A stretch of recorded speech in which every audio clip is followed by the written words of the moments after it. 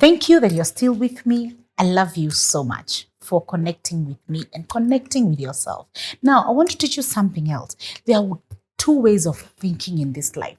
You can think reverse gap thinking and there's future gap thinking. Now, what are these? As you can see, this part is showing reverse gap. You can see this is you here and this is your past. This graph here, that is reverse. Then this is you here and this is the future. This graph here is a future gap. Now, when we look at this, these two gaps, I would like to encourage you something, that when we did the Kenshaw lifeline graph, why did you do it? It's so that you're able to look back and see your reverse gap. What is a reverse gap? The reverse gap is the things that have happened in your past. You're able to look back and see, what have I done? Where has God removed me from? What has happened to my life? And I always think that in the Bible, when Moses was with the Israelites, they would see the hand of God when they look back, because when they look back, they would see how far God has removed them. And God told them to remember those things that God has done for them, because when they remember them, they are able to be encouraged that this challenge I have today, I will still achieve. So what happens to the reverse gap? The reverse gap, you're able to see the things you have achieved.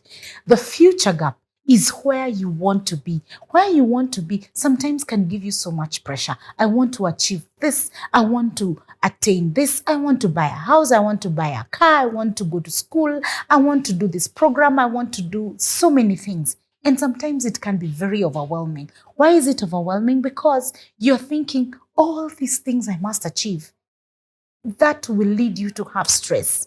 Why? Because it is impossible for you to achieve all those things. I mean, you're just but human. And there are things that you can never be able to achieve within 1 minute. So therefore, I want to encourage you and tell you this, that no matter how many things you want to achieve, when you look at your future gap, you also need to see your reverse gap, where you have come from, the things you have achieved, where you have been, where you have had challenges and God has lifted you up. And that is why I keep saying, count your blessings. And God knew that when you count your blessings, you're able to see your future and your future will be beautiful, because you make a decision that I am going to celebrate when I hit my goal. And that is why it is important to celebrate birthdays, to celebrate graduations, to celebrate any achievement. Even though you will celebrate it in a small way, ensure that you celebrate your achievement. I'm going to throw a party when I achieve my target. Please do. Why? It is a motivation. It's a boost that gives you.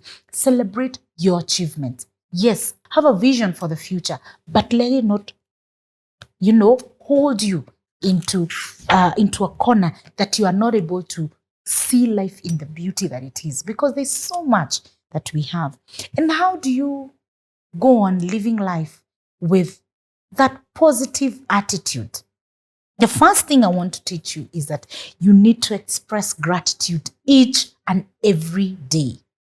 Gratitude. Gratitude is the fertilizer to your dreams. Gratitude is the fertilizer that gives your dreams, your desires, what they need for them to grow. And you see, sometimes we can wake up in the morning and just go to work. You never said thank you that God woke you up in the morning.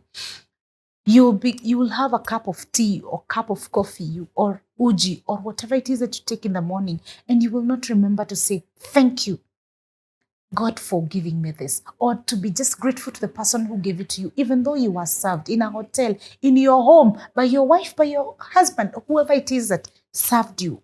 Just learn to say thank you. Your house manager, learn to say thank you. Be grateful. When you're grateful, you see flowers in your world. You open the eyes of seeing beauty in this world. And I keep saying that if you were to stand on the road and I tell you, look for a black car, even if you close your eyes, you will see black. I told you to look for a white car, you will see so many. But if I told you to look for an orange car, you would need to be more attentive, because with time, you will start seeing even pink, purple, blue, red, orange. You will see all kinds of colors. And therefore, when you pause and become grateful, you will start opening your eyes to see the beauty in this world, the beauty in your life. Because no matter how tough it is, there's always something beautiful happening in your life.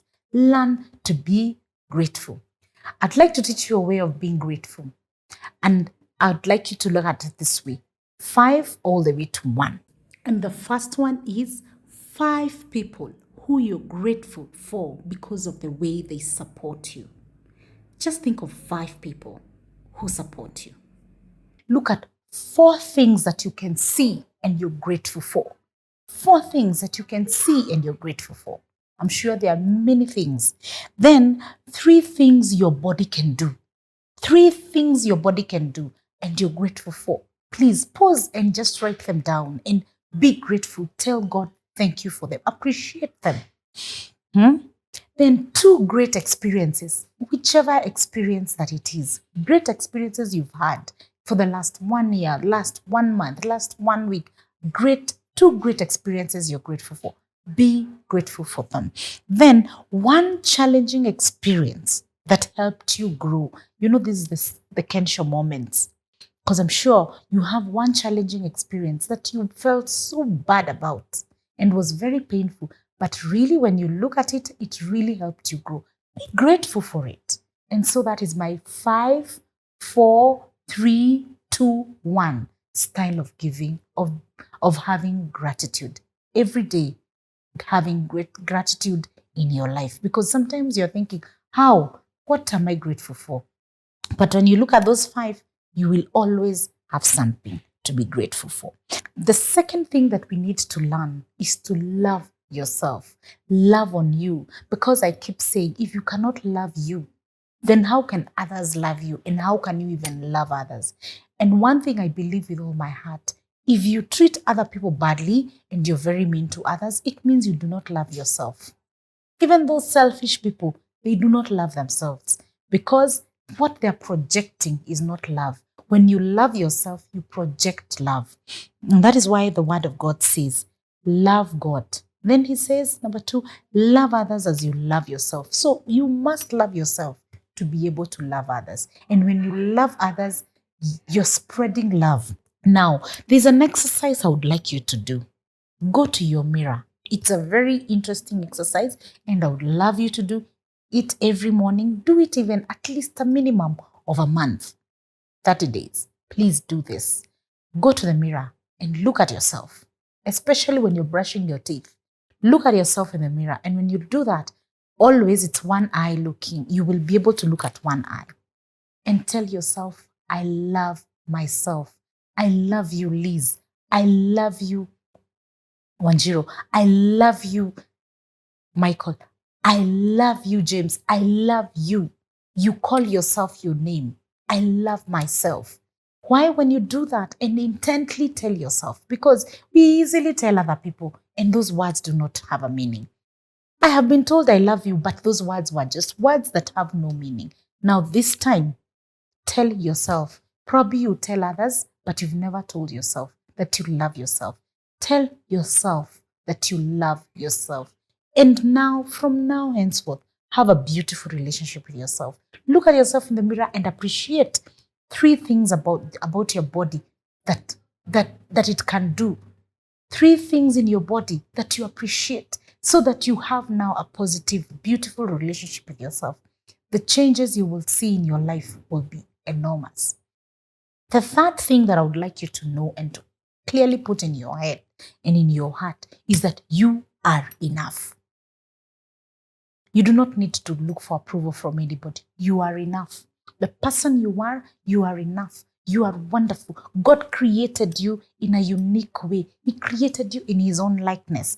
And if he created you in his own likeness, I mean, you lack nothing. All you need to do is to ask him. He can give it to you because he created you in his own likeness. Therefore, you are a creator. You can do exploits and he wants you to do exploits. Therefore, you are enough. The one thing I keep saying, write somewhere in your notebook, in your phone, somewhere, I am enough. And when you look at it in your workbook, you will you will see that I've written, I am enough. That I am enough, print it in your head. That every time you're feeling that something is not working the way you want it to work, it is not about you. Sometimes it's circumstances. Sometimes it is out of you. But it's not because you're not enough. You are enough. Put it in your heart. If you want to put sticky notes all over, a mirror somewhere, so that when you read, you tell yourself, I am enough. And let this be something you will teach your friends. You will teach your children that to be grateful, to love on themselves, and to realize that they are enough. That when you do those three things, your life will be very positive. It will have good vibe. And everybody will be looking at you and thinking, Aish, you have something that I want. Because you have allowed yourself to have a beautiful relationship with you. And when we now look at personal transformation, then now you're growing. You are changing because you have taken keen check in your life. You're doing away with your rules. You're looking at your future and the things you want to achieve, but at the same time, looking at the reverse gap and looking at your past and clapping for yourself and celebrating the things you have achieved. And with that, you're able to have the positive energy to be grateful, to love on you. Thank you so much for connecting with me, for connecting with yourself, and taking this time to learn some things that will transform your life. Let's begin this journey. This journey is between you and you. And when you blossom, you're the best version of yourself. You become unstoppable. The world around you will change. And you will love the person you are. I love you and thank you for joining me. Thank you. Bye.